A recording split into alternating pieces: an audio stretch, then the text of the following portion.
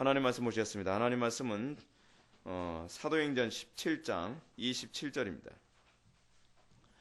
하나님 말씀은 사도행전 17장 27절 말씀, 신약성경 218페이지입니다. 218페이지 사도행전 17장 27절 말씀 찾으셨으면 제가 봉독하겠습니다. 이는 사람으로 혹 하나님을 더듬어 찾아 발견하게 하려 하심이로되 그는 우리 각 사람에게서 멀리 계시지 아니하도다. 아멘. 이 시간은 우리 기독교 강요 제1권 16장 오늘 8절과 9절을 보시도록 하겠습니다. 운명, 우연, 우발적 사건들과 섭리라고 하는 부분을 살펴보도록 하겠습니다. 우리가 지난 시간에도 섭리에 관한 부분을 살펴봤습니다. 제가 여러분한테 말씀드렸던 것처럼 섭리라고 하는 이 부분은 우리의 신앙의 실제적인 수준과 관련을 맺고 있습니다. 우리가 인생을 살아가는 모든 인생의 흐름은 하나님의 섭리와 하나님의 통치와 하나님의 다스림 가운데 있습니다. 그렇기 때문에 여러분, 신앙이라는 것을 우리가 한마디로 정의를 내리면 뭐라 그랬습니까? 인생의 문제를 어떻게 해석하느냐가 신앙입니다. 그러니까 여러분, 어떤 사람이 이렇게 얘기하는 걸 거의 습관적으로 얘기하는 사람 있죠? 무슨 일이 있었습니다. 기분 나쁜 일이 있어서 오늘 재수가 없었어. 무슨 얘기죠? 인생의 문제를 섭리적 관점에서 해석을 하지 않는 것입니다. 여러분, 오늘 칼빈이 몇 가지 개념을 얘기합니다. 운명, 우연, 우발적 사건들이라고 하는 얘기합니다. 여러분, 이 제목이 가져다주는 의미를 잘 들어보십시오. 운명, 우연, 우발적 사건들. 이거 사실은 뭘 얘기하는 거냐면, 인생의 난제를요, 이 섭리와 대조하여 인생의 난제, 인생에 나타난 수많은 문제들을 해석하며 살 것인가, 아니면 해석하지 않고 살 것인가에 관한 문제입니다. 여러분, 이거 굉장히 중요한 문제입니다. 여러분들은 하루하루 순간순간마다 일어나는 수많은 사건들이 있습니다. 여러분, 오늘 본문 말씀 한번 보시기 바랍니다. 이는 사람으로 혹 하나님을 더듬어 찾아 발견하게 하려 하심이로되 그는 우리 각 사람에서 멀리 계시지 아니하도다. 하나님께서는 우리에게서 멀리 계시지 않습니다.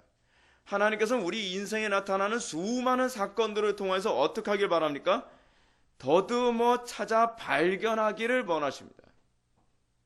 여러분, 어떤 사람이 인생에서 자기 인생의 문제를 심각하게 고민하고 더듬어서 하나님을 찾으려고 하는 사람들이 주로 어떤 사람입니까?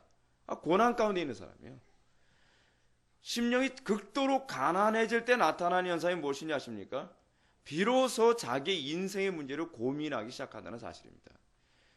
소위 그걸 뭐라 하냐면 섭리적 관점에서 자기 인생의 문제를 쳐다보기 시작하는데 눈을 뜨기 시작하는 거예요. 여러분, 요즘 사람들이 왜 이렇게 철이 없는지 아십니까? 왜 요즘 사람들이 이렇게 생각이 없는지 아십니까? 너무 풍요로워서 그래요. 어려움이 없어서 그래요. 고난이 없어서 그래요. 여러분, 하나님께서는 우리 삶 속에 나타나는 수많은 사건들을 통해서 어떻게 하기를 원하시는 거예요? 오늘 말씀처럼 하나님을 더듬어 찾아 발견하기를 원하세요. 여러분, 우리가 스펄전 같은 사람이라든지 존 버년 같은 사람이라든지 교회사 안에서 나타나는 영적인 굵직굵직한 사람들이 회심하게 되어진 사건들을 보게 되면 어떻습니까? 고난 없을 때는 별로 하나님에 대해서 그렇게 깊이 있게 생각하지 않습니다. 술 마시고 담배 피고 호랑방탕하게 살다가 뭔가 인생에 있어서 난제와 고난과 극도의 막다른 골목에 딱 도달하게 되니까 그때 부지런히 뭐하기 시작하는 거예요? 하나님을 더듬어 찾기 시작하는 거예요. 도대체 인생이 무엇인가? 도대체 왜 내 인생은 이런 것인가? 왜 아무리 쾌락을 즐겨도 허무한 것이고 왜 우리 가정의 삶은 계속 이런 것인가? 여러분들은 삶 속에서 나타나는 수많은 문제들에 관해서 더듬어 찾는데 부지런합니까? 아니면 여러분들 그냥 아무 생각 없이 그냥 하루를 보냅니까? 여러분, 우리는 우리 주변에 그런 사람들 너무 많이 봅니다. 그리고 그런 사람들이 주로 말빨을 주도하면서 아무 생각 없이 살아가면서 뭐라고 얘기해요? 야, 그냥 살아가는 거야. 뭘 그렇게 깊이 있게 생각하니? 요즘 그런 얘기하는 사람들 우리 많이 듣지 않습니까? 어떤 문제 가지고 골똘히 생각하고 왜 인생에 이런 문제가 발생하는 것일까? 하나님을 더듬어 찾으려고 하게 되면 어떻게 해요? 이 더듬어 찾으려고 하는 이런 태도를 하지 못하도록 하기 위해 사단이 고안해낸 용어가 있습니다. 뭐예요? 운명이에요. 우연이에요. 재수예요. 재수 없어. 재수 있어. 뭐 이런 얘기. 사실 여러분 이런 용어들이 얼마나 불경건한 용어인지 알아야만 합니다. 그리고 이런 용어들이 사단이 우리로 하여금 끊임없이 하나님을 더듬어 찾지 못하도록 우리의 생각을 쐐기를 박아놓는 아주 심각한 용어라는 걸 알아야만 합니다. 여러분 우리가 신앙생활하면서요 용어 사용은 굉장히 중요시 여겨야만 합니다. 간혹가다가 어떤 분은 이런 얘기를 합니다. 제가 어떤 목사님하고 대화를 나누는데 여러분들이 잘 알고 있는 것처럼 저는 굉장히 교리적인 용어를 잘 사용하거든요. 그 신학적인 용어를 잘 사용하고요. 그러니까 이제 그 목사님이 저보고 그러시는 게 뭐냐면 목사님 너무 이렇게 어려운 용어를 사용하면 교인들이 다 좁니다. 다 자요. 글쎄 우리 교인들은 자는 사람들 거의 없는데 다 잘 듣는데 그분은 그렇다고 생각을 하는 거예요. 그래서 그분은 뭐라 얘기냐면 교리적인 용어, 어려운 용어 사용하지 말라는 거예요. 쉬운 용어를 사용하라는 거예요. 그래서 어떻게 해요? 사람들이 다 귀담아 듣게 만들라는 거예요. 여러분 표면적으로는 맞는 얘기입니다. 그런데 여러분 사고는요. 여러분들이 어떤 단어를 인식하고 있느냐에 따라서 여러분의 사고의 깊이가 결정되어집니다. 성도들의 사고의 수준을 끌어올리고 그리고 교회 안에 있는 수많은 청년들의 사고를 끌어올리려면 그들로 하여금 교리적인 단어 그리고 철학적인 단어를 자유자재로 머릿속에서 구사하고 생각하고 그것을 사용할 줄 아는 사람이 되어야만 합니다. 우리는 오늘날 우리 삶 속에서 나타나는 문제를 아무 생각 없이 그냥 하기 위해서 어떤 단어를 딱 떠올려요? 운명이야. 재수 없어서 그렇지. 운이야 운. 우연적인 것이지. 우발적인 거야. 여러분 이렇게 생각하면 더 이상 생각할 필요가 없어요. 그렇죠? 왜요? 인생의 문제는 해석할 여지가 없는 거예요. 우연히 일어난 건데 뭘 생각을 하겠습니까? 여러분 아무 생각 없는 애들이 주로 그런 얘기 많이 하지 않습니까? 아무 생각 없는 애들이 주로 이런 단어를 많이 사용해요. 근데 문제가 뭐냐면 이런 단어가 교회 밖에서만 사용하는 단어가 아니라는 겁니다. 교회 안에서도 이런 단어를 너무 많이 사용합니다.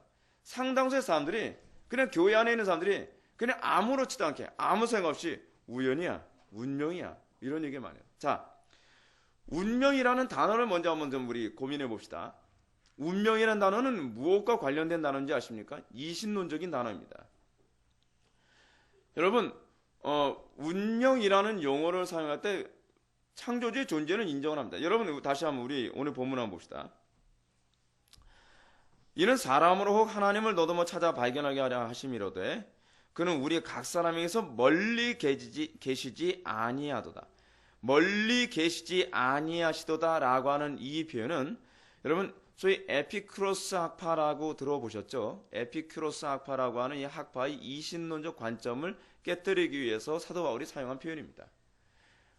여러분 에피쿠로스는 이신론적 사고를 가지고 있어요. 그래서 하나님이 신의 존재를 인정을 하는데 신이 모든 우주 만물을 만들어 놓고 나서 그리고 창조의 어떤 우주 만물이 운행 원리와 법칙을 만들어 놓고 난 다음에 하나님은 그냥 손 떼고 계신다고 생각하는 거예요. 하나님은 가까이 계시는 분이 아니라는 거예요. 멀리 계셔서 우리하고는 별로 관계가 없다고 생각하는 거예요.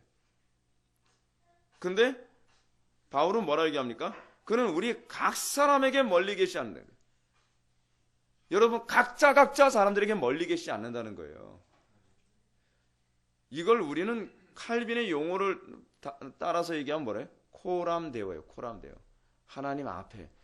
신자든 불신자든 모든 사람들이 하나님 앞에 살고 있어요. 자, 근데 중요한 게 뭔지 아십니까? 신자와 불신자의 차이는 뭐냐면 하나님 앞에 모든 사람들이 신자든 불신자든 하나님 앞에서 살아가는데 신자와 불신자의 차이는 딱 하나 있어요.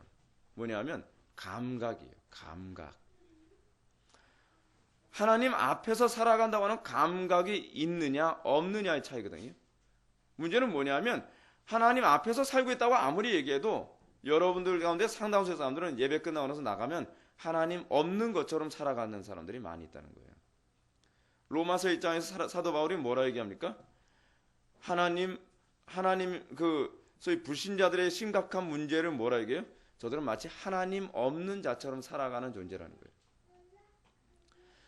여러분들이 교리를 배우기 때문에 신자가 아닙니다. 여러분들이 예배를 드리러 오기 때문에 신자가 아닙니다. 신자냐 아니냐에 관한 문제는 교리 이전의 문제입니다. 신자냐 아니냐에 관한 문제는 감각의 문제입니다. 신 존재 인식에 관한 문제입니다. 신 존재를 이성으로 인식하는 것이 신자가 아닙니다. 신 존재를 인식하되 신 존재를 뭐로 인식하는 거예요? 우리 영혼으로 인식하는, 그것이 바로 영혼이 살았다는 거예요.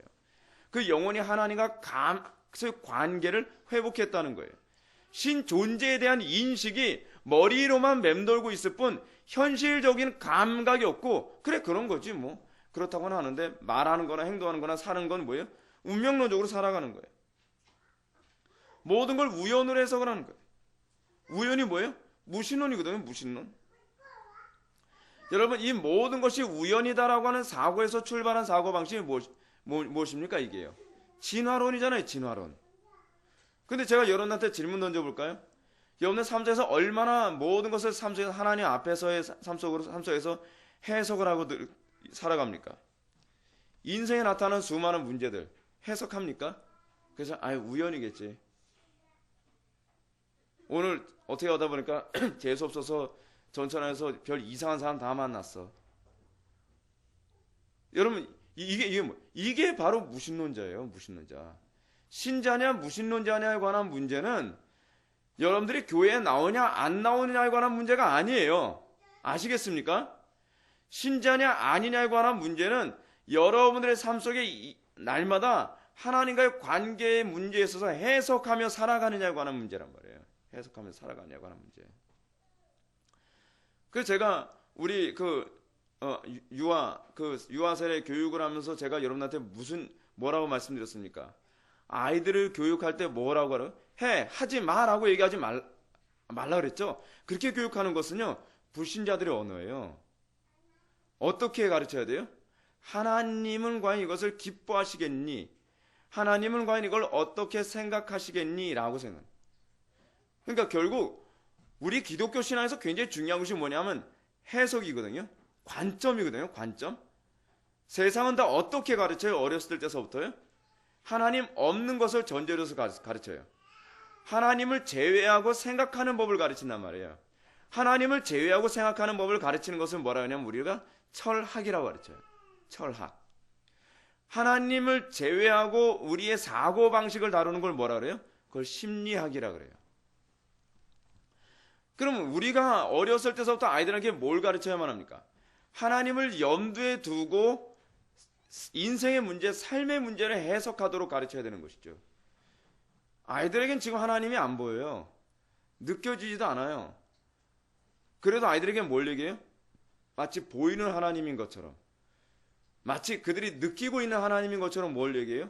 하나님이 이걸 기뻐하시겠느냐 싫어하시겠느냐. 하나님 앞에서 예배를 드릴 때도 그렇습니다. 방금도 우리 애들한테 그렇게 얘기를 했었는데 막 장난치고 그래서요. 이렇게 예배드리는 하나님이 기뻐하시겠니? 왜냐하면 여러분, 우리의 신앙이라는 건 이렇습니다. 보이지 않는 하나님을 보이는 분처럼 우리가 경외하며 살아가는 게 신앙이거든요. 그럼 아이들에게 뭘 가르쳐야 되는 거예요?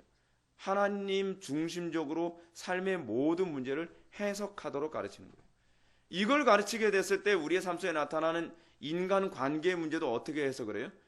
어떻게 저런 인간을 만났어? 라고 하는 것이 아니라 하나님께서 왜 저 사람을 만나게 해주셨을까? 하나님께서 왜 오늘 내 삶에 이런 문제를 허락하셨을까? 여기서 신자냐 아니냐가 구분되어지는 거거든요. 여기서. 여러분, 또 하나 여기서 보면 우발적 사건이라고 하는 개념이 있습니다. 우발적 사건. 여러분, 우발적 사건이라고 주로 해석하는 소위 우발적이다 라고 하는 이런 표현은 주로 어떤 개념과 관련을 맺고 있냐면 모든 책임을 자기에서 빼버리는 거예요.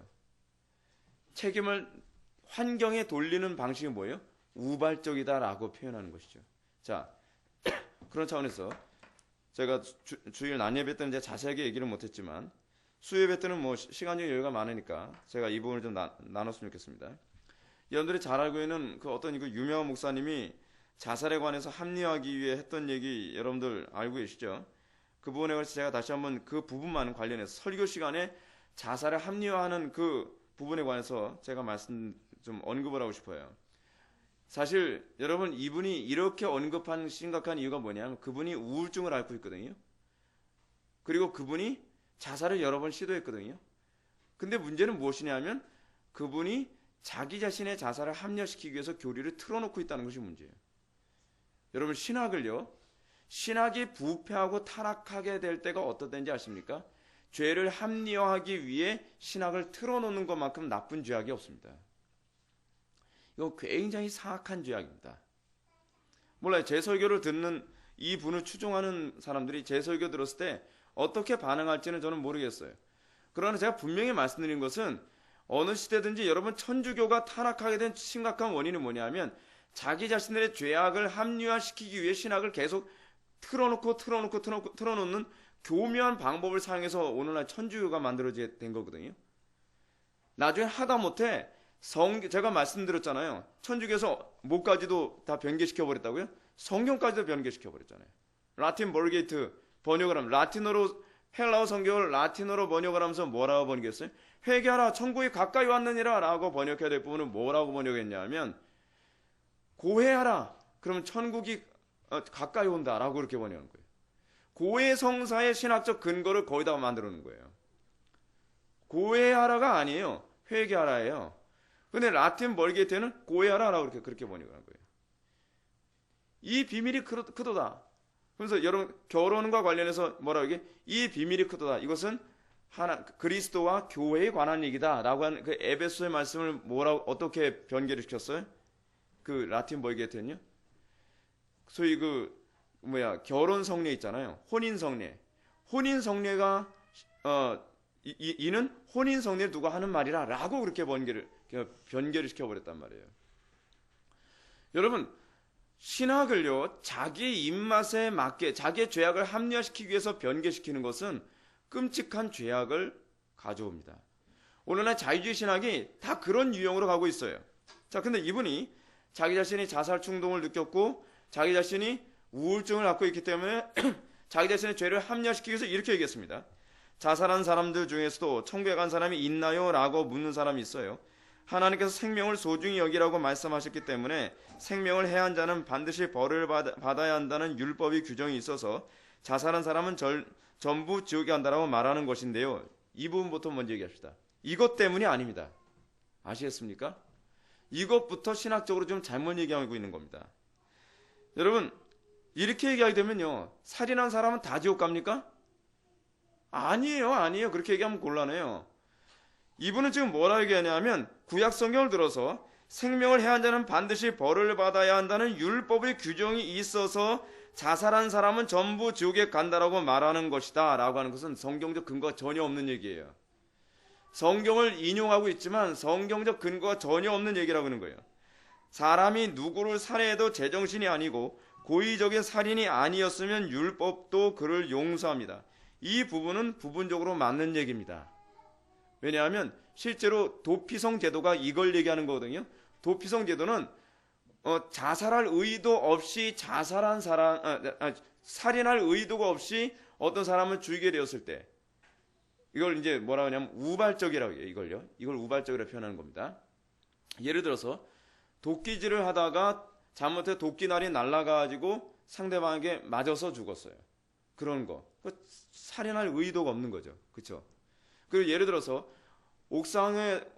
옥상에다가 화분 같은 걸 놨다가 화분을 잘못해서 팔꿈치를 뚝 건드려가지고서 화분이 떨어졌는데 우연치 않게 지나가던 사람이 그 화분에 맞아서 죽게 됐단 말이에요.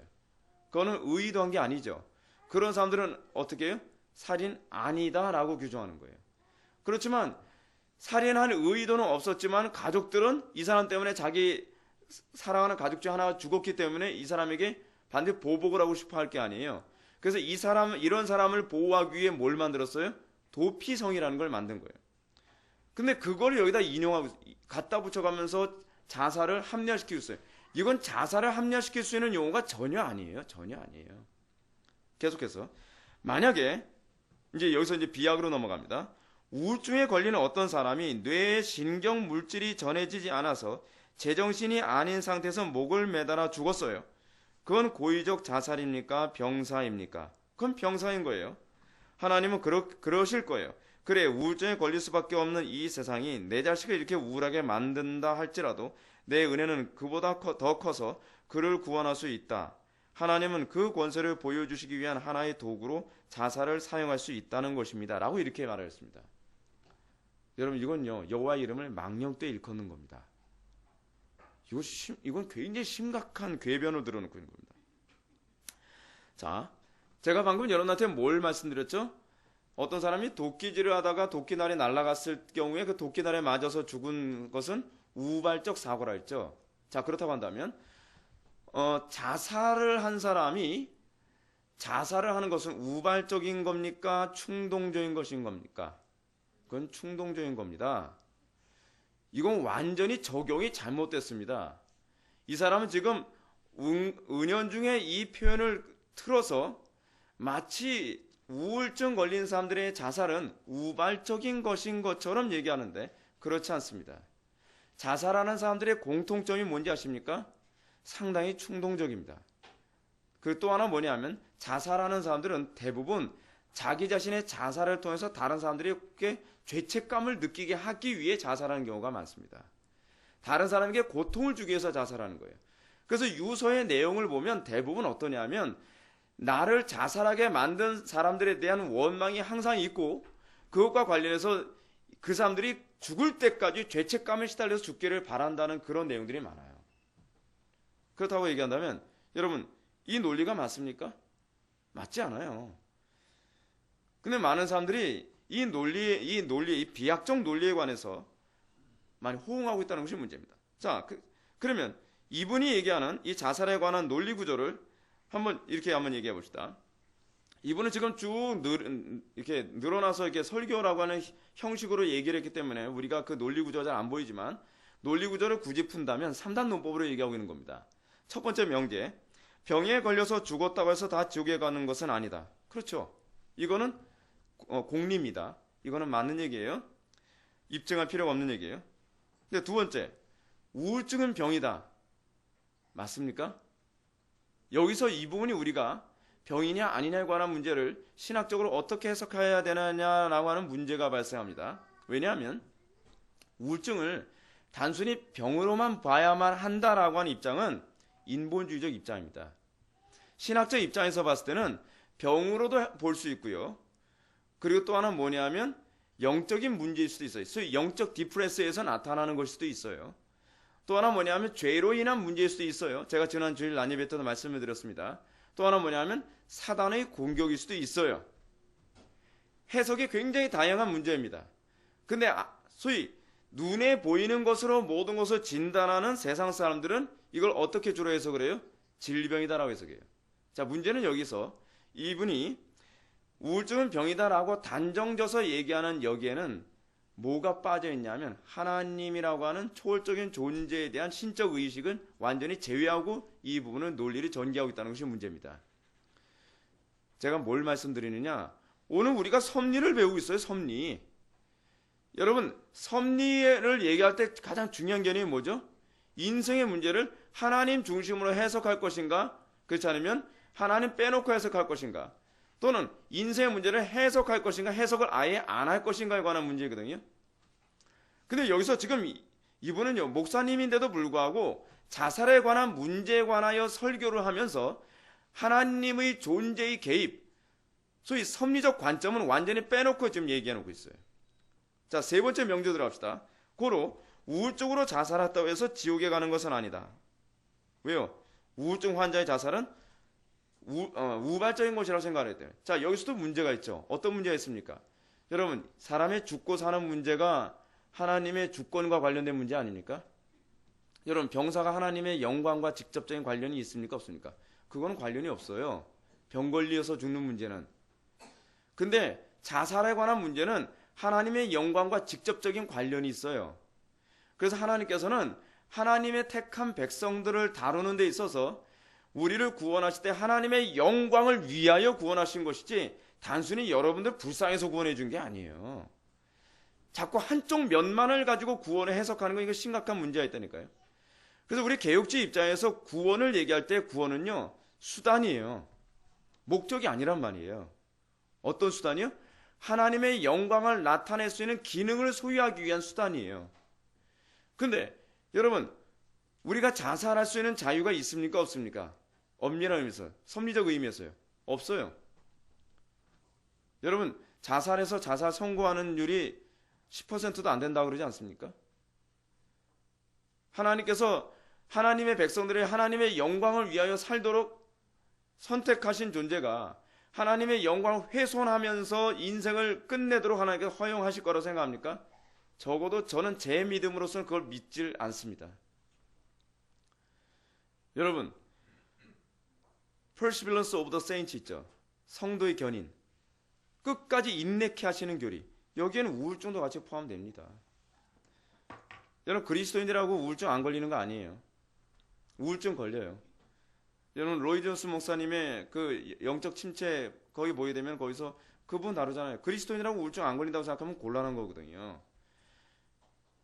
근데 문제는 뭐냐면 이 우울증에 관한 문제를 어떻게 해석하느냐가 아주 중요한 관건이라는 거예요. 근데 죄송한 얘기지만 이분은 우울증 해석하는 데 있어서 하나님의 섭리적 관점은 아예 제외해놓고 지금 해석을 하고 있어요.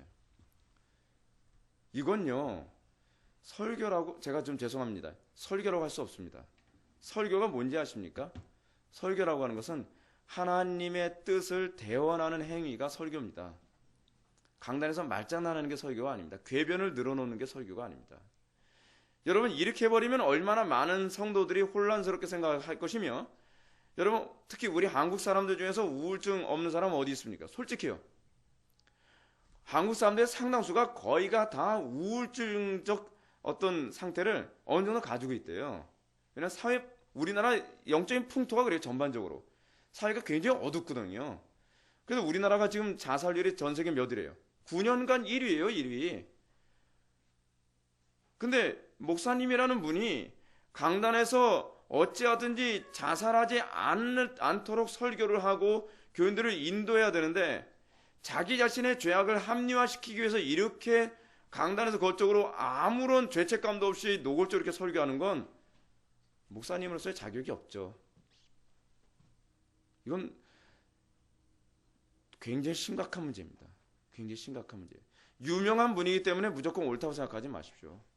똑똑한 분이기 때문에 옳다고 생각하지 마십시오. 똑똑하기 때문에 너무나 지금 정교하게 회중들로 하여금 혼란에 빠지게 만들어요. 이거를 소위 뭐래요? 이게 소피스트라고 그래요. 이렇게 해서 궤변이에요, 궤변. 저는 강단에서 이렇게 성도들의 어떤 신학적으로나 영적으로 혼란을 가져다 주는 분들에 관해서 제가 굉장히 좀 분노가 일어납니다. 이러면 안 됩니다. 성도들로 하여금, 여러분, 기독교 신앙이 항상 가지고 있는 특징이 뭔지 아십니까? 로이 존스 목사님이 말씀하셨던 것처럼 기독교 신앙은 항상 명확해야만 합니다. 혼란스럽게 만들면 안 됩니다. 그것은 성경적이지 않습니다. 어느 시대든지 특히 이 자살에 관한 문제에서는 굉장히 명쾌했어요. 왜 명쾌해야만 하느냐?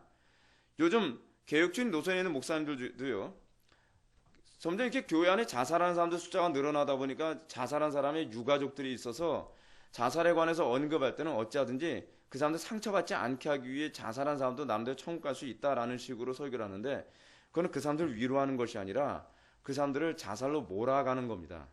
왠지 아십니까? 자살한 가족이 있을 경우에 자살할 확률이 더 높기 때문에 그렇습니다. 위로가 최선이 아닙니다. 오히려 그것이 하나님 앞에서 어떻게 해석되어져야 되느냐에 관해서 냉정하게 얘기해 주는 것이 사실은 더욱더 유익한 겁니다. 사람들 귀에 달콤하게 얘기하는 거예요. 그거를 소위 뭐라 해요? 그걸 포퓰리즘이라고 그래요. 대중선동주의란 말이에요. 사람들한테 인기를 끌기 위해 설교하는 거예요. 저항감을 느끼지 않죠. 그러나 그렇게 설교해야 되면 많은 영혼들을 혼란스럽게 만듭니다. 여러분, 이런 포퓰리즘적이고요, 굉장히 이 신학적인 개념을 혼란스럽게 만드는 것이 로마 가톨릭이라고 제가 여러분한테 말씀드렸죠. 로마 가톨릭은요, 이 사람들 굉장히 교활한 사람들입니다. 이 사람들은요, 우연을 인정하지 않는 것처럼 얘기합니다. 이 사람들은 하나님께서 우주 만물을 창조하셨다고 얘기합니다. 그래서 이 사람들은 창조론자들이에요. 천주교는요. 근데 창조론만 얘기하면 어떻게 해요? 진화론자들하고 부딪히거든요. 그러니까 이 사람들하고 부딪히지 않기 위해서 말하면 창조적 진화론이라고 하는 개념을 만들어 버렸어요. 이걸 뭐라 하냐면 카멜레온 같은 거라고 하죠. 카멜레온. 이두저도 아니고 창조론 얘기하는 사람들하고도 사이좋게 지내고 진화론을 얘기하는 사람들하고도 사이좋게 지내려고 하는 거예요. 자, 그러다 보니까 어저께 신문에 아주 재미있는 기사가 하나 실렸습니다. 바티칸에서 우리는 외계인들이 우리와 같은 형제라고 믿는다라고 하는 아주 코미디 같은 소리 했습니다. 외계는 보고서 얘기한 건지 모르겠어요. 그 사람도 손가락 3개 달린 사람 있지 어떻게 알아요? 그렇죠? 전혀 형제처럼 생기지 않고 바퀴벌레처럼 생겼으면 어떻게 할 거예요? 그 형제라고 얘기하겠습니까? 한 번도 본 적도 없는데. 여러분 옛날에 그 맨인 블랙이라고 하는 영화 있었잖아요. 맨인 블랙에서는 여러분 외계인들이 바퀴벌레였거든요. 그 사람들을 형제라고 얘기하면 안 되죠. 근데 외계인들 한 번도 만나본 적도 없으면서 우리는 외계인들이 우리와 같은 형제라고 믿는다라고 얘기해요. 그러면서 거기다 토를 달았어요. 그렇다 해서 우리가 창조를 부정하는 건 아니다. 이것도 아니고 저것도 아닌 거예요. 그래서 이것도 기고 저것도 기인 거예요. 이렇게 살면요, 제가 여러분한테 한 가지 유익을 드리겠습니다. 이 세상 사는데 편합니다. 회색으로 살면 고난 안 받습니다. 여러분들 어디 가서 고난 안 받는 방법을 제가 말씀드리고 싶은데, 고난 안 받고 사는 방법이 하나 있는데요. 애매하게 사십시오. 네. 그러면 어디 가도 고난 안 받습니다. 근데 어디 가도 인간 대접 받을 생각 하지 마십시오. 네. 이 로마 가톨릭 사람들은요, 왜 이 사람들이 외계인들을 인정하냐? 우연을 인정하기 때문에 그래요. 여러분, 창조적 진화론이 가지고 있는 논리적 구조가 뭔지 아시죠? 하나님, 이신론적 개념입니다. 하나님께서는 모든 우주 만물을 창조하셨는데 인간은 어떻게 창조하셨냐면 아메바에서부터 진화해서 인간이 됐다는 거예요. 아메바를 누가 창조했어요? 하나님이. 근데 결국 진화해서 사람이 됐으니까 결국 사람도 하나님이 창조하셨다고 보는 거예요. 그렇게 해석을 하는 거예요. 아주 카멜레온적으로 해석을 하는 거죠. 근데 로마 가톨릭의 교리가 그렇게 해석할 수 있는 이유가 있습니다. 로마 가톨릭은요, 그들의 교리 자체가 이거 바빙크의 그 책에 나오는 얘기인데 좀 약간 어려우니까 쉽게 말씀드릴게요. 정확한 표현을 말씀드리지 않을게요.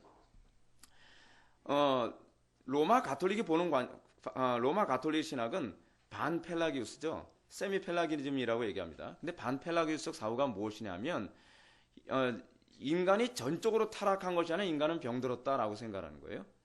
병들었는데 병든 인간으로서 인간이 하나님으로부터 은총이 필요한 것은 천국을 갈 수 없기 때문에 은총이 필요한 것이 아니라는 거예요. 은총은 왜 필요하냐? 인생을 좀 더 풍요롭게 살기 위해서. 그래서 은총이 필요한 거예요.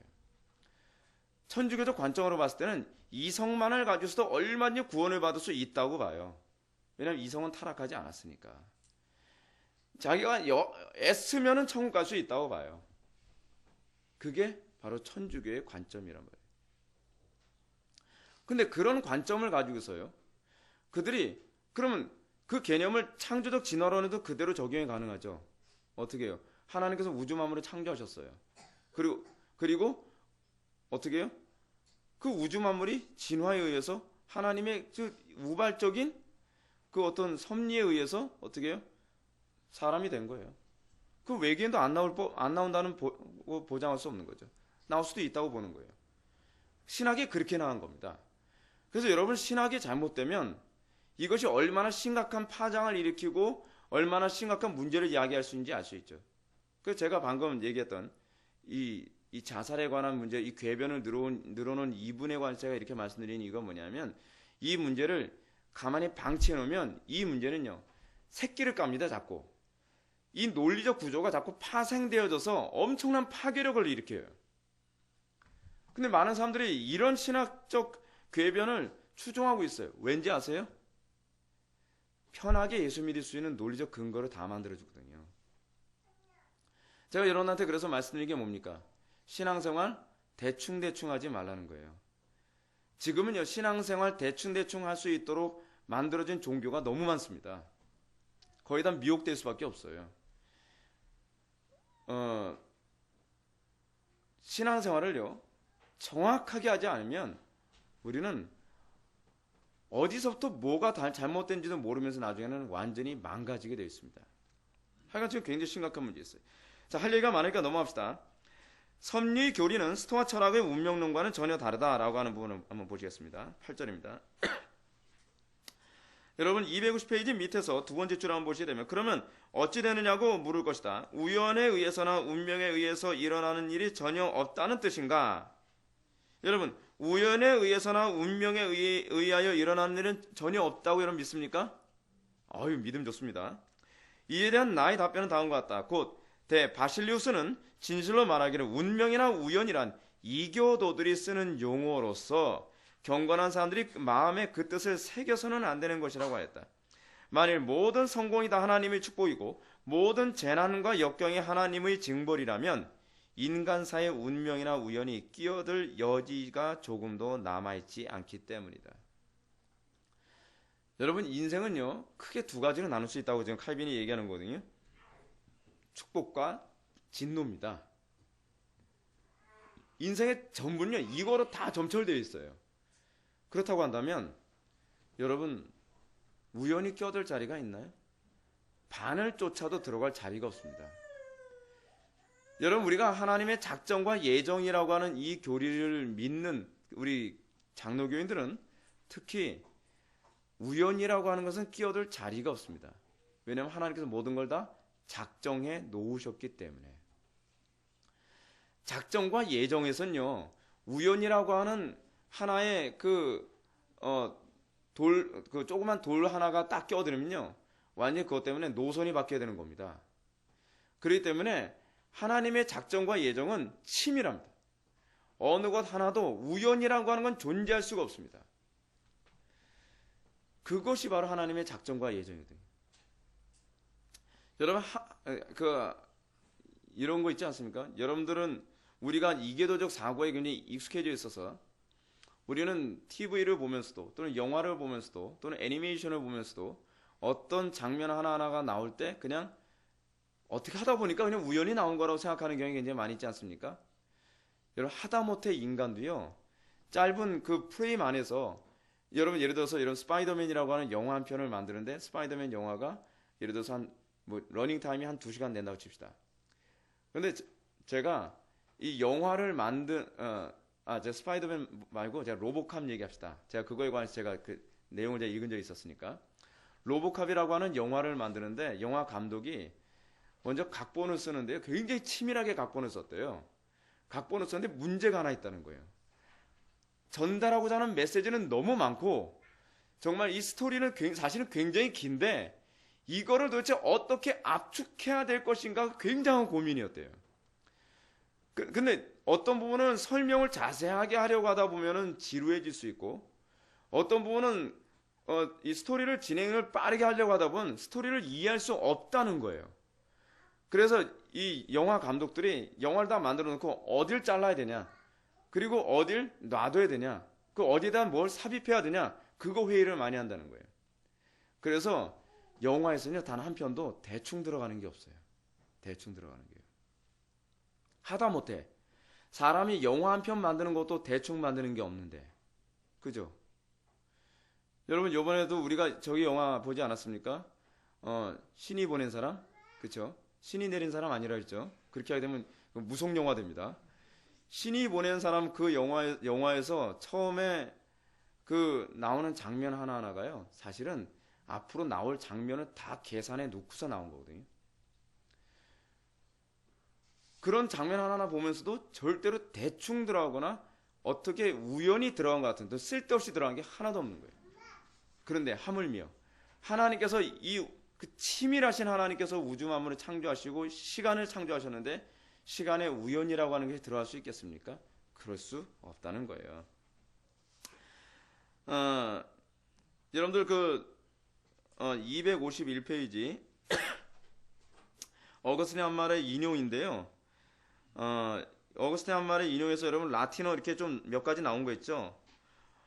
포르테, 우연히, 포르산, 아마도, 포르시탄, 혹시, 포르탄세, 어쩌면, 포르투티토 해서 뜻밖에라고 하는 부분 나오죠. 그래서 내가 이에 대해서 침묵하고 지나치지 않고 거론한 이유는 여기서부터 있습니다. 보통 운명이라고들 부르는 것은 어떤 은밀한 질서에 의해 다스림을 받는 것이며, 또한 우리가 우연히 일어났다고 말하지만 실상은 그 이유나 원인이 비밀에 쌓여 있다는 것 이외에는 아무것도 아니기 때문이다. 얼마나 어거스틴이 정확하게 표현하고 있습니까? 그죠? 여러분, 단지 이렇습니다. 운명이라고 부르는 것은요, 은밀한 질서에 의해 다스림을 받는 겁니다. 우리가 그 질서가 뭔지를 모르니까 안 믿는 사람들은 운명이라는 단어를 사용해요. 근데 우린 질서를 알잖아요. 뭘 통해서 알죠? 특별 계시를 통해서. 성경을 통해서 알잖아요. 그래서 특별 계시의 특징이 뭐래요? 특별 계시를 통해 우리는 일반 계시를 해석할 수 있는 기능이 주어진다 그랬죠. 그래서 특별 계시 때문에, 성경이라고 하는 특별 계시 때문에 일반 계시는 우리 인생에서 일어나는 수많은 사건들을 해석하기 때문에 우리는 어떤 단어를 사용하면 안 돼요? 운명이라는 단어를 사용할 수가 없는 거예요. 또 하나, 우연히 일어났다고 말하지만 실상은 그 이유나 원인이 비밀에 쌓여 있는 것 외에는 아무것도 아니다. 비밀에 쌓여 있죠. 예.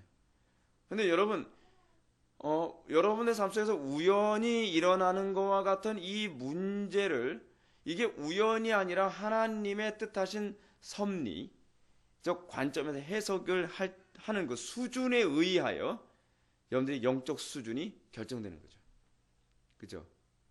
그래서 여러분, 칼빈은 하나님의 섭리에 대해서 어느 정도로 예민했냐면, 이 기독교 강의로 쓴 칼빈조차도 예를 들어서 전염병이 돌았다든지, 그렇지 않은 뭐 자연재앙 때문에 뭐 홍수가 났다든지, 그렇지 않은 뭐 폭우가 쏟아져서 뭐 어떤 일이 생겼다든지, 그런 일이 생겼을 때 뭐라 그랬어요? 제네바 사람들한테 다 금식하자. 우연히 일어난 일이 아니다. 하나님의 진노다. 여러분, 지금 우리나라 지금 요즘 그 계란값 올랐죠? 계란값 왜 올랐죠? AI 때문에. 그 조류독감 괜히 일어나는 거 아니죠? 우리는 그럴 때 어떻게, 칼빈 같았으면 이거 금식할 일이다. 근데 여러분, 자연주의가 발달하면서 어떻게 이 모든 것을 다 뭐로 해서 그래요? 그냥 그 자연 현상으로만 해석한단 말이에요. 자연 현상. 어떻게 일어난 일이라고 보는 거예요? 뭐 어디서 무슨 뭐 바이러스가 와가지고 아마도 우리가 모르는 기록이라든지 어떤 새들이 와서 이걸 옮겼을 것이다. 그러면 이제 우리 기독교 쪽에서 말해요. 그러면 그 기러기가 옮겼다고 치자. 그럼 그 기러기는 과연 어디서 조류독감을 걸렸겠느냐.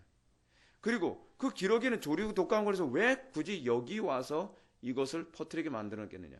그래서 재밌는 게 뭐냐면요, 자연주의자들은 이건 해석을 못해요. 이게 그들의 한계예요.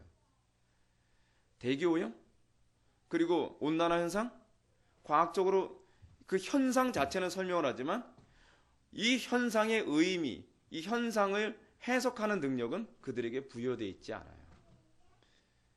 여러분, 기독교의 위대함이 어딘지 아십니까?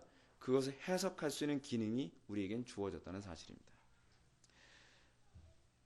한마디로 그 다음 패러그래프, 아우구스티누스는 늘 가르치기를 만일 무엇이든 운명에 맡겨진다면 세상은 목표를 잃고 소용돌이 칠 것이라고 했다. 이건 여러분들 정말 꼭 명심하셔야 될 부분입니다. 여러분들의 인생의 문제 우연이라고 생각합니까? 또는 이걸 운명이라고 생각합니까? 그러면 여러분들 인생은 어떻게 된다고요? 목표를 잃고 소용돌이 칠 겁니다. 이거 운명이야. 어쩔 수 없어. 내가 이 여자를 만난 건 운명이지. 이게 좋은 의미일 수도 있고 나쁜 의미일 수도 있죠. 그렇죠? 내가 이 남자를 만난 건 운명이야. 뭐 내가 이 교회 선택한 거야 하게 된 건 운명이야. 모든 걸 다 혼란스럽게. 여러분, 그 단어를 사용하면 안 되는 이유가 있어요. 혼란스러워져. 제가 여러분한테 이런 말씀드렸죠. 선택 교리에 관하여 여러분들이 잘 묵상을 해야 된다 그랬죠. 우리는 선택 교리를 자꾸 제안해서 생각을 하죠. 내가 구원받을 백성을 선택했다, 선택받았다, 안 받았다. 근데 여러분, 선택 교리는 사실 그렇게 단순한 교리가 아니라 그랬죠. 제가 여러분한테 말씀드렸던 것처럼 선택 교리는 굉장히 광범위하게 적용되어지는 교리입니다.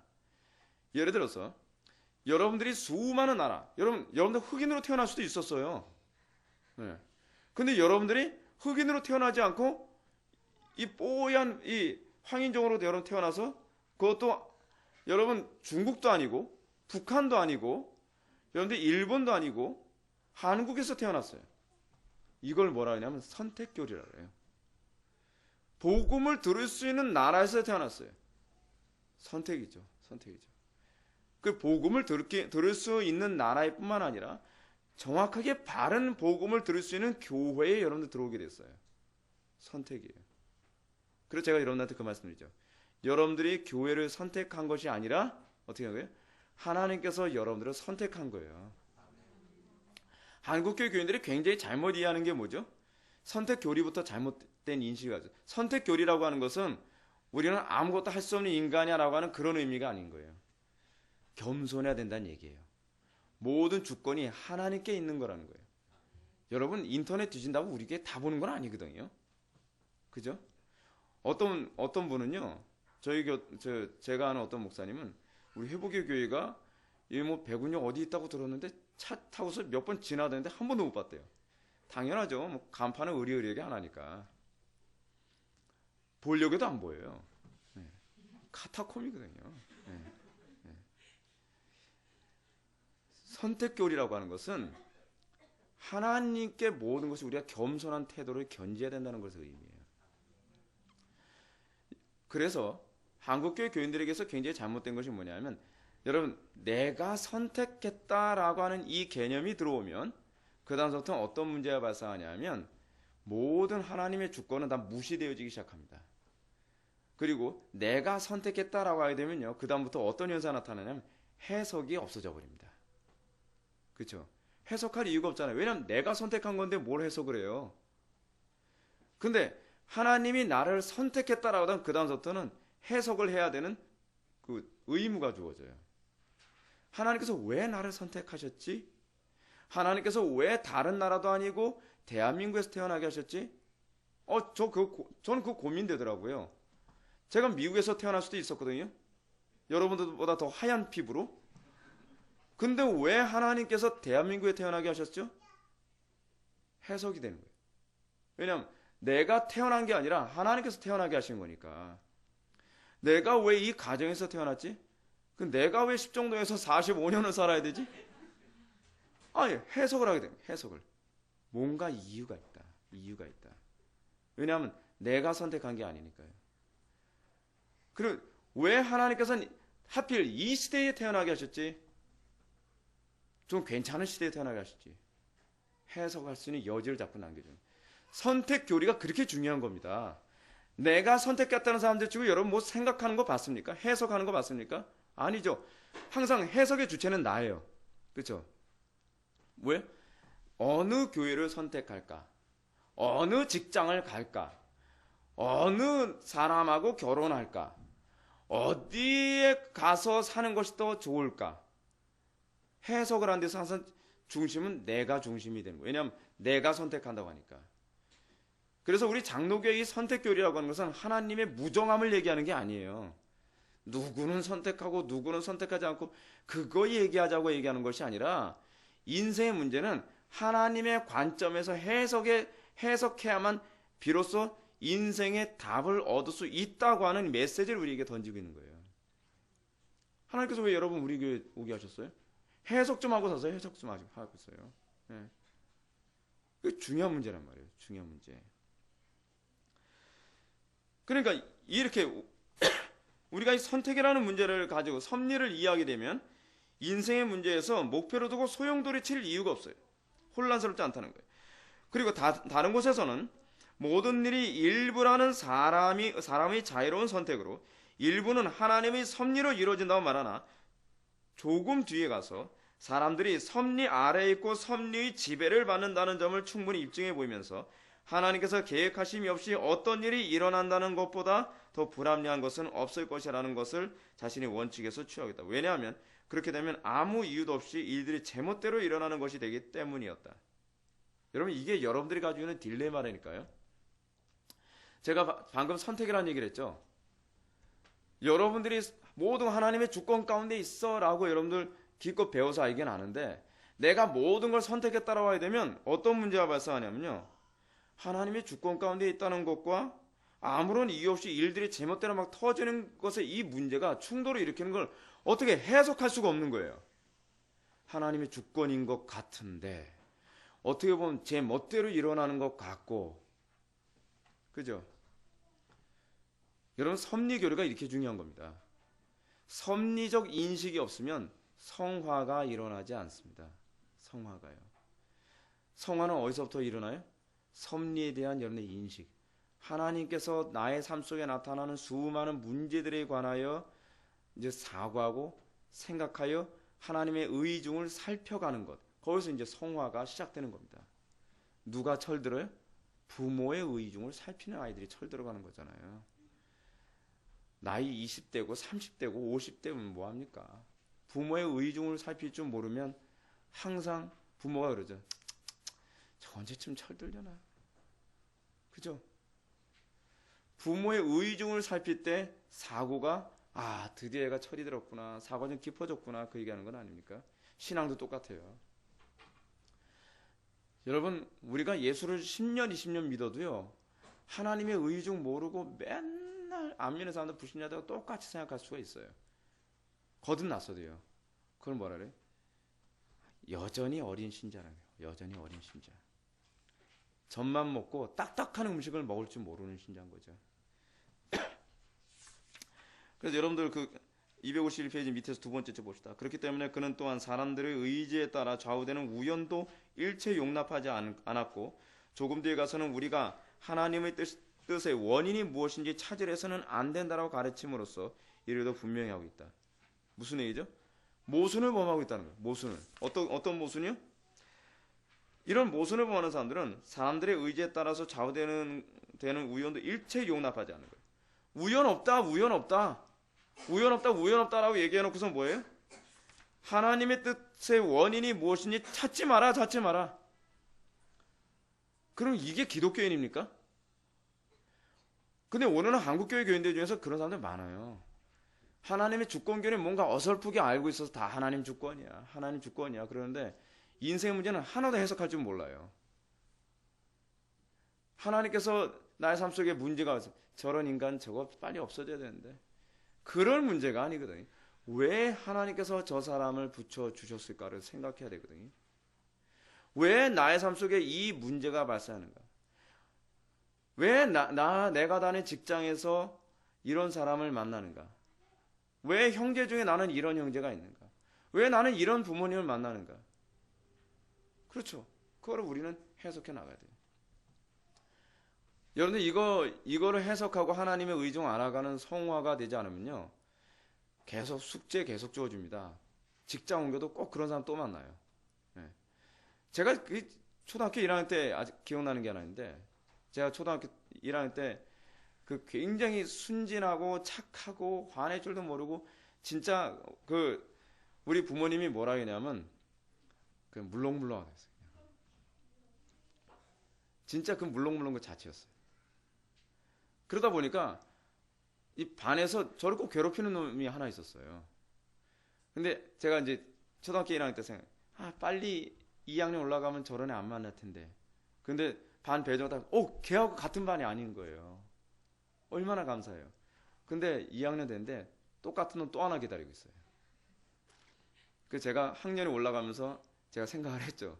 섭리 같은 건 전혀 모르고 힘을 기르자. 저런 놈 있으면 패야 돼. 그래서 힘을 길렀어요. 해석을 잘못한 거죠, 사실은요. 근데 인생이라는 게 그렇다니까요. 피해 간다고 해서 피해 가지지는 게 아니에요. 왜냐하면 하나님께서 모든 걸 다스리시면서 우리를 어떻게 성화시키기 위해서 하시는 거니까. 그래서 여러분, 위에서 세 번째 줄, 둘째 줄부터 계속 읽어볼까요? 그는 허락이라는 용어를 자주 언급하는데 그 용어를 어떻게 해야 하는가, 이해해야 하는가 하는 것이 그의 한 구절에서 잘 드러난다. 즉, 곧 하나님의 명령이나 허락이 없이는 아무 일도 일어나지 않으므로 하나님의 뜻이 모든 일이 첫째가는 최고 원인이라는 그것이다. 이것이 여러분들이 가져야 될 사고입니다. 모든 것이 하나님의 허락 없이는 일어나지 않는다는 걸 믿어야만 합니다. 그렇다고 한다면 왜? 라고 하는 질문을 던지게 되는 거죠. 왜? 왜 이런 일이 생기는가? 왜 하나님께서 저 사람을 붙여주시는가? 왜 나의 삶 속에 이런 문제가 나타나는가? 이렇게 되면 사도 바울이 범사에 감사라는 말씀을 이해할 수 있게 되어집니다. 우리는 간혹가다 이렇게 생각하잖아요. 아유, 뭐 감사라고 했으니까 감사할 이유로 갖다 붙이는 거예요. 그래, 나 비 오는 건 싫지만 또 하나님께서 또 비 와서 또 뭔가 유익이 되게 하시려고 그러시겠지.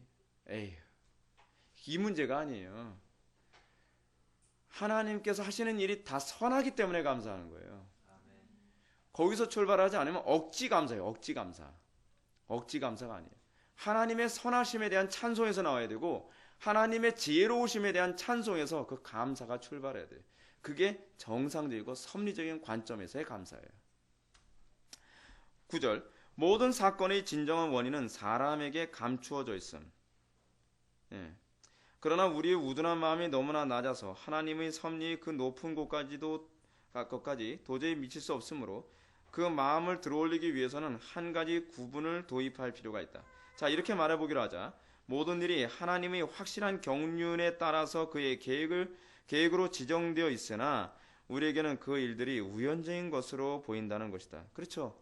우리에게는 어쩔 수 없어요. 실제로 하나님의 계획이 우리에겐 감춰져 있고 비밀로 되어 있기 때문에 우리에게는 우연적으로 보여요. 근데 제가 여러분한테 꼭 권면하고 싶은 게 하나 있어요.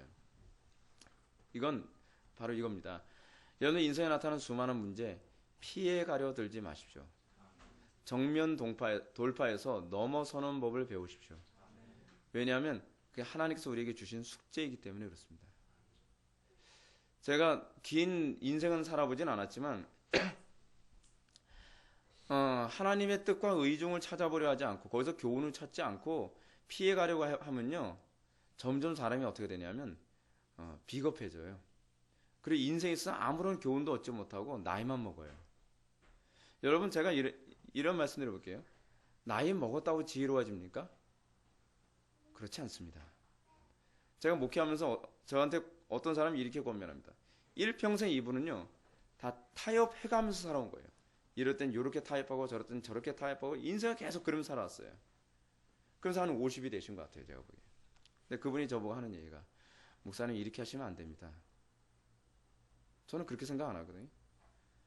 근데 왜 그분이 봤을 때 이렇게 하면 안 된다고 생각을 했냐면 자기가 인생을 그렇게 살아왔기 때문에 그래요. 성경에서 봤을 때 어리석은 자의 부류로 해당되어지는 권면을 해주는 거예요.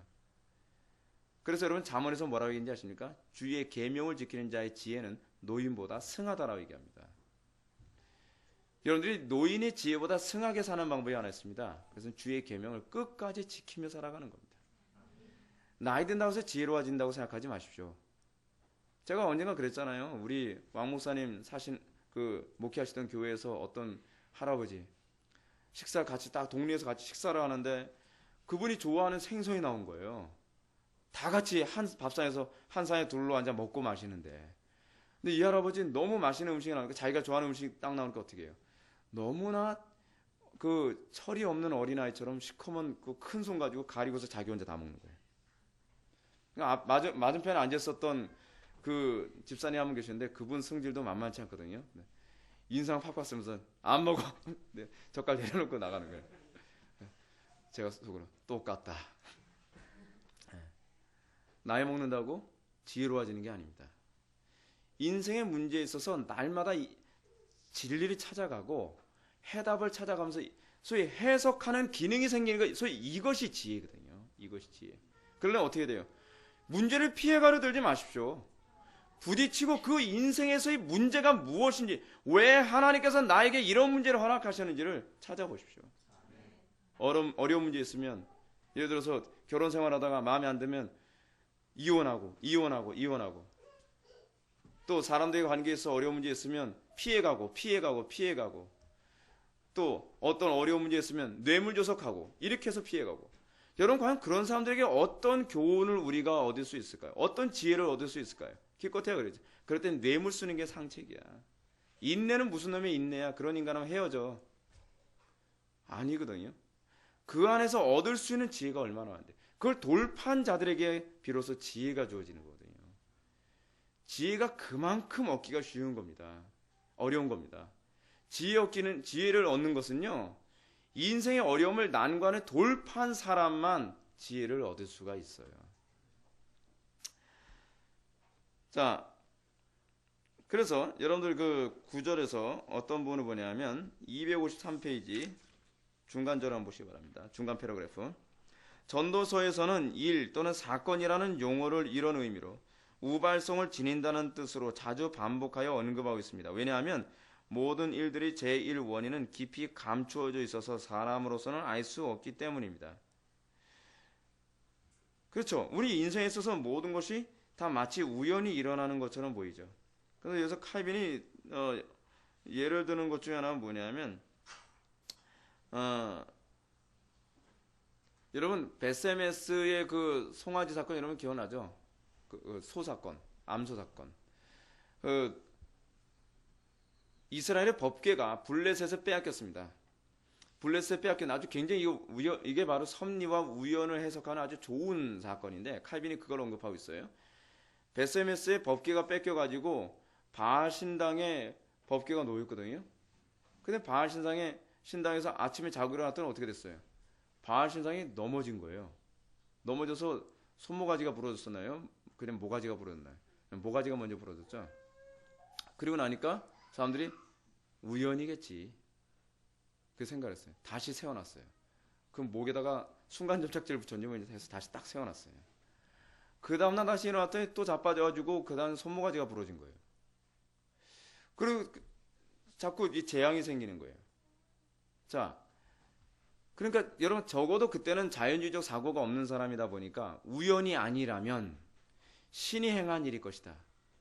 근데 그 신이 여호와 하나님이 한 것이 아닐까. 이제 거기까지 도달한 거예요. 그리고 난 다음에 이 사람들이 뭐라 그래요? 자, 이제 이것이 우연인가 그렇지 않으면 실제로 신이 한 일인가를 알기 위하여 그 소 한 마리, 암소 한 마리에게 법궤를 실려서 과연 자기 새끼 송아지를 쳐다보지 않고 이 법궤가 이스라엘 진영으로 가면 이것이 신이 한 일이고 그렇지 않으면 이것은 우연이다라고 이제 해석을 하는 거죠. 여러분 왜 그 사람도 그렇게 해석을 하죠? 특별 계시가 없으니까. 성경이 없으니까. 근데 우리 그렇게 해석하는 사람들 많이 있죠. 예수 믿는다는 사람이 어떻게 해석해요? 하나님 제가 잘 모르겠거든요. 침을 뱉어 나서 침을 쳐가지고 이쪽으로 가면 주님의 뜻, 저쪽으로 가면 아닌 거로 알겠습니다. 왜 이게 잘못됐냐면 어떤 사고의 성숙이 생기질 않아요. 중요한 건 이쪽으로 가느냐 저쪽으로 가느냐에 관한 문제가 아니에요. 우리의 인생의 문제를 통해서 하나님에 대하여 더 많이 알아가는 게 문제거든요. 여러분 블레셋 사람들이 그렇게 해서 법궤를 그런 식으로 소에다가 달구지에다 매달아가지고 보내면서 그 사람들이 신앙이 성숙합니까? 성숙 안 해요. 그냥 여호와께서 하신 거구나 그것밖에는 몰라요. 소위 섭리교리가 우리들에게 의미하는 바는 하나님의 그 속성에 대하여 더 깊이 알아가고 그래서 하나님과 더 깊이 있고 더 풍성한 교제가 이루어지게 하는데 관심을 갖고 있는 거거든요.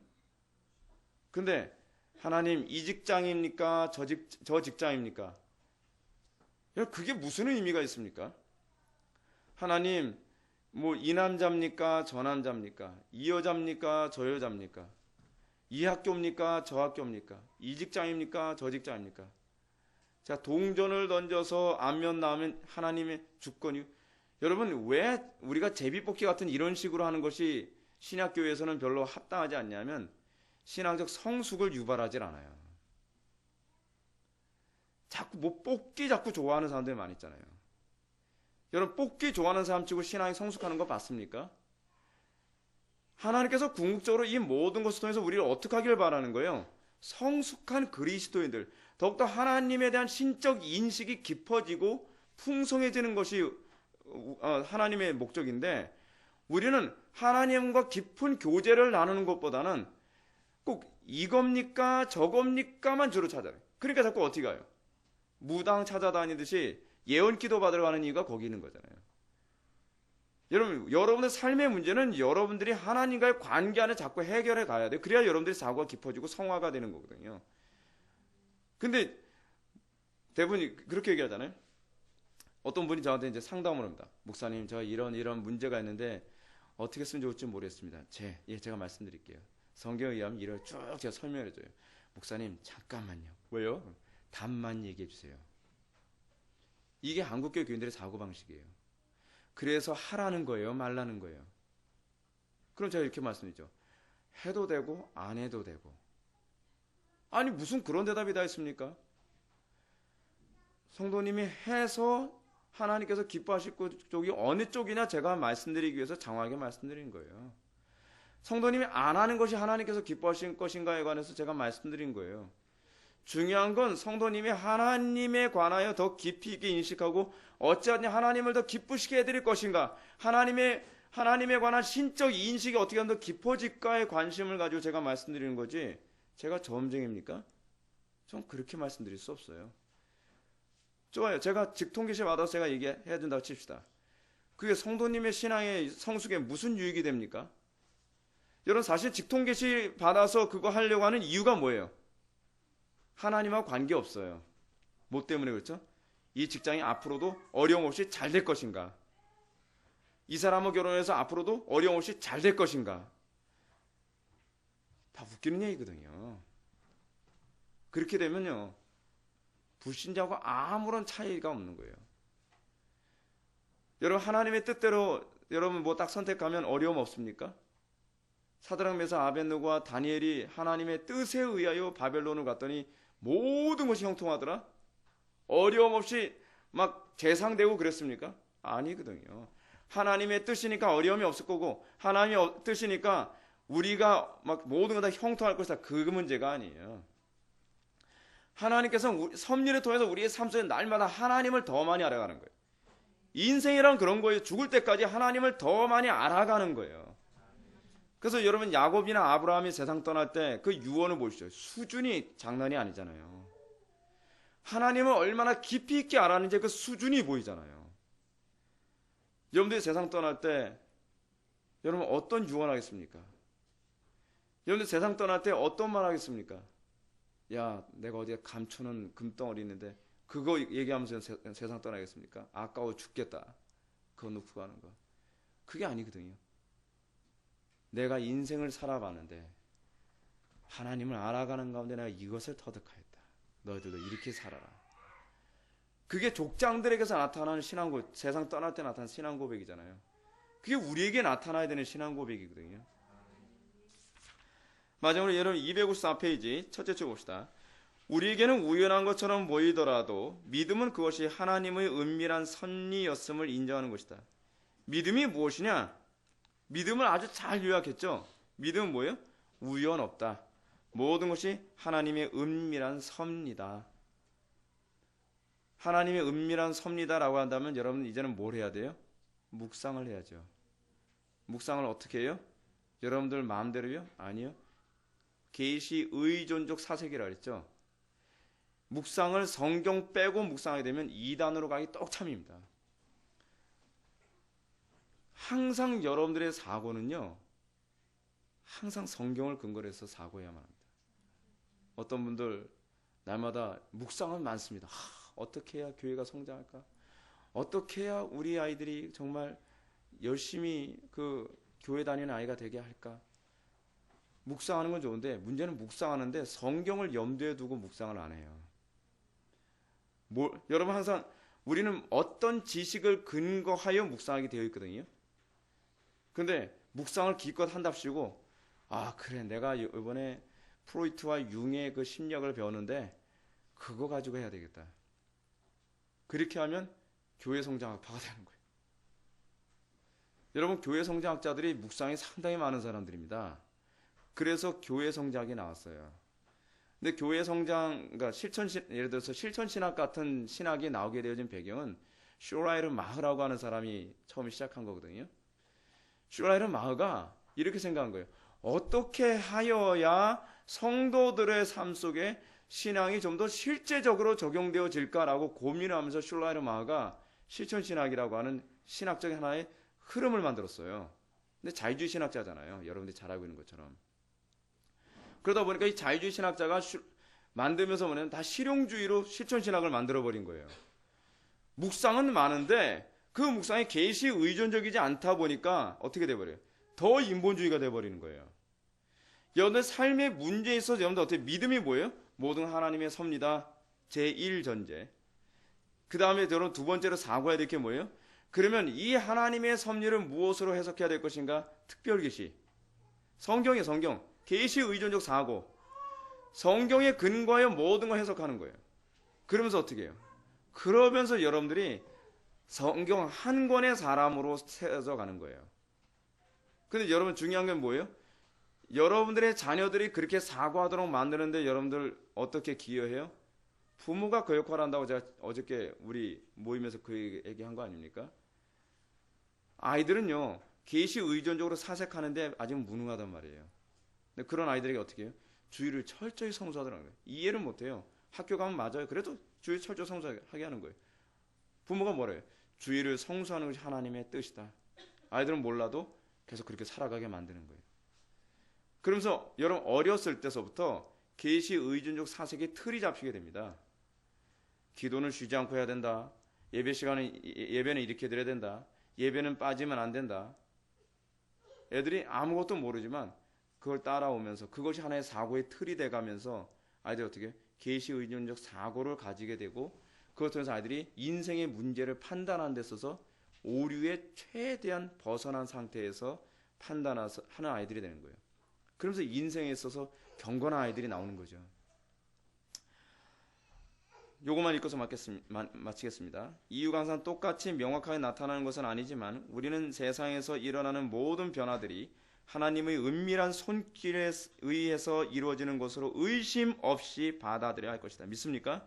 네. 하나님께서 정하신 일은 전혀 일어날 조건이 없고 또한 성격상 필연적인 것도 아니라 할지라도 반드시 그대로 일어나는 법이다. 그리스도의 뼈에서 그 신뢰를 찾아볼 수 있다. 그리스도께서는 우리와 동일한 육체를 지니고 계셨으므로 온전한 사람이라면 그의 뼈가 약했다는 것을 부인하지 않을 것이다. 이거 번역이 잘못돼서 여기서 이상하게 번역됐어요. 그래서 그 뼈가 부러지지 않은 것 또한 우연이 아니라 하나님의 주권 때문이다. 우연 아니다. 이걸 얘기하고 있는 내용이에요.